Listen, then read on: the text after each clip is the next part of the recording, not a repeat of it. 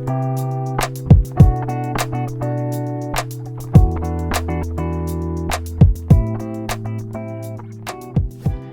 guys, Courtney with Smitty's Fly Box here. We're here to tie our intermediate fly for the month of December. It looks like we're going to be chasing some tuna or something. It's a big old meat hook we have in the vise here. This is a 3/0 big game hook. So we're going to go big this month and tie a bait fish pattern that is good for warm water, good for salt water too. So first thing we're going to do is we're going to be tying in our marabou tail here. So I've just got a color to match my craft fur.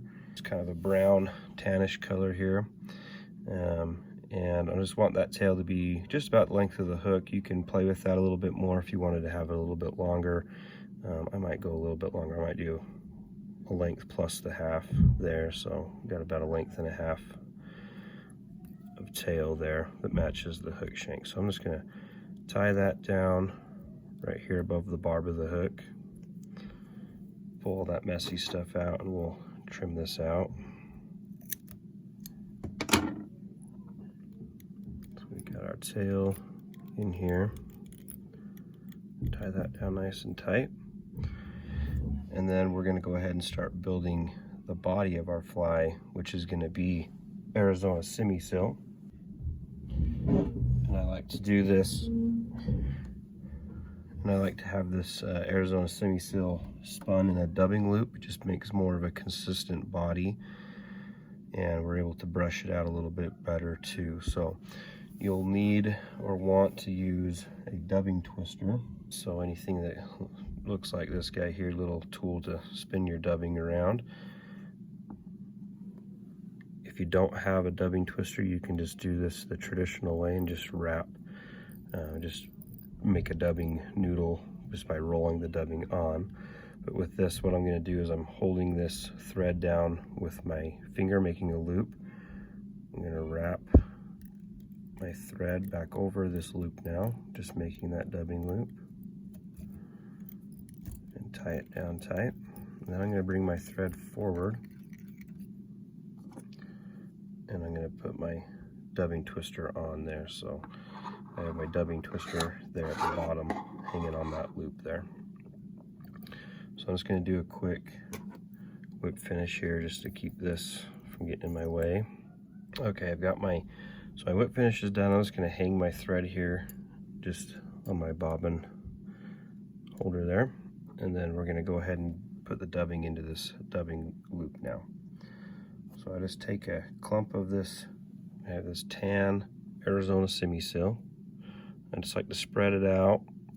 So I have a nice even spread there of dubbing, trying to keep the same consistency. I'm going to put that into my loop. I'm going to add just a little bit more. Now with this fly, on this Crafty Minnow, we want to keep enough room up here to add our craft fur in, so you want to be careful of that. So it's always easier just to add more dubbing at the start than you do have to go back and add more to it. So try to get as much as we can in here at the start. I like to take my brush now. Once I spin that up, kind of brush it out. You'll lose some of it, which is not a big deal. So just kind of pick this out a little bit. And now we can go ahead and start. Let's use the rotary feature on this vise here. I'm just going to spin up to about the quarter point of my hook. So I'm going to stop right about there because we're going to build our body. So you notice I got some excess, which isn't a big deal. I'll just cut that off. Come up around one more time there. Trim out our loop.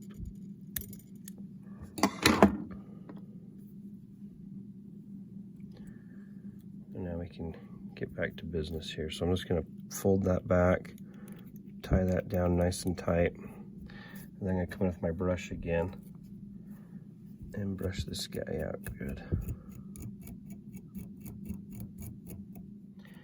Okay, so once we're ready to start with our craft fur, there's a couple of different ways you can do this here. I treat my craft fur just like I would any other animal hide, with elk hair, deer hair. I try to just cut it off in the same general area, so I try to get the same length of fur. So I just like to take a comb out the amount that I'm going to be using for the fly, and then let's take a good pair of sharp scissors, and I just try to cut that just as close to the base as I can. There. Now, if you're looking for kind of more of a hollow looking fly, a hollow profile, I would leave this under fur in with the craft fur there, and then we're going to reverse tie this in on the hook. So what I mean by that is we're going to tie it in with it all facing out the front of the hook and then fold it back over itself. So if you wanted more of a bulky looking fly, you'd leave this under fur in so that when you fold this craft fur back, it creates kind of that hollow look. For this one, I'm not going to do that. I'm going to brush this out just to show you.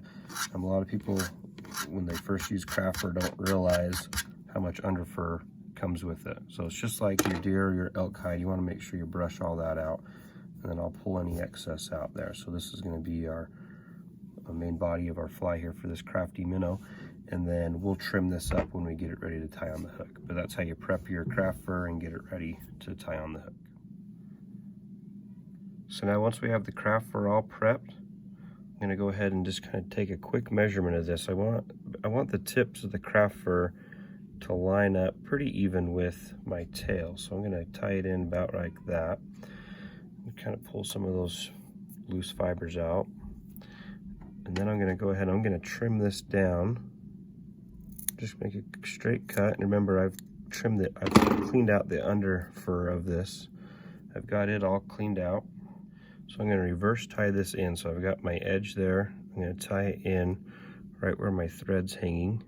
And I'm going to do a loose wrap up and around that craft fur. And then as I come back up, I'm going to tighten it and then really start to crank down on that second turn, and we'll tighten that down. Now I'm going to advance my thread forward, just kind of walking it forward, one wrap right in front of the next, just compressing that craft fur down. What we're doing here is we're just going to make the head of this fly. And you want to leave yourself enough room there that you're going to build a little thread head as well. I'm just going to go just a little bit further. And now I can push this craft fur back over itself. I'm going to bring my thread directly in front. And we're just going to fold this back. And now we're just going to build a dam right in front of that craft fur. So I'm just going to, this way you want to leave yourself enough space here. You're going to build a little bit of a taper where we just kind of walk that thread up. We're not really wrapping it onto the craft fur. We're just getting it to fold back. Whoops, we don't want to wrap it on. We're just creating a nice little thread dam there that'll kind of help hold that craft fur back. And then we're able to whip finish. Let's try to whip finish right behind the eye. Trim out our thread, and then we're ready to put our eyes on there. So you should have a pretty even spread of craft fur all the way around. It should extend out to the end of the marabou tail. So what I like to do here is, you can use UV glue if you like to use UV here. I like to use a Zap-A-Gap here just to kind of help hold this head together. Just because the Zap-A-Gap, I feel like it penetrates down in a little quicker.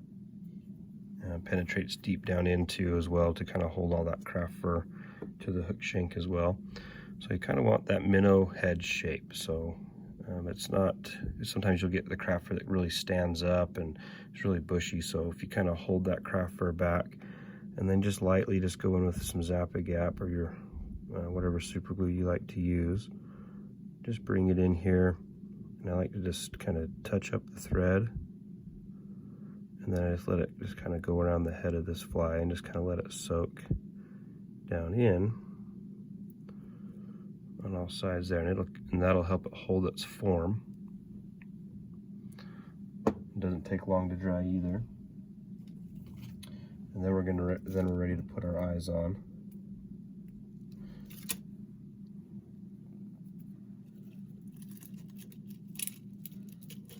So I'm just going to take our first eyeball.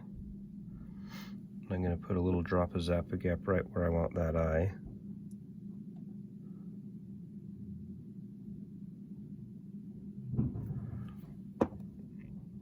go ahead and just place that eye right on there, like that, and then just come in and just careful not to glue yourself to that craft fur. That'd be fun.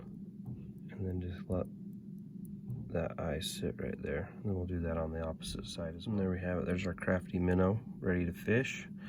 And you can go ahead and mark this up with marker as well, and then make your own design with it as well. It comes in a bunch of different colors. You can get as creative as you want. I love this profile here because it's a little slender.